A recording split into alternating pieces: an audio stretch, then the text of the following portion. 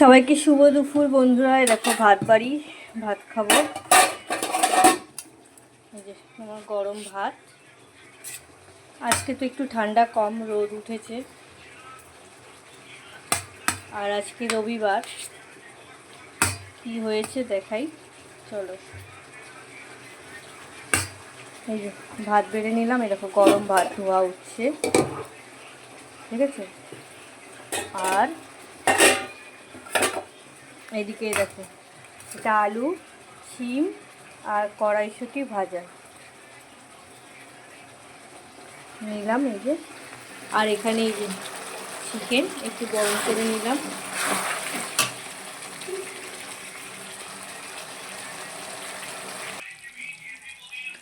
চলো চিকেনটা নিয়ে নিই। এই যে বাটিতে নিয়ে আলু নেব।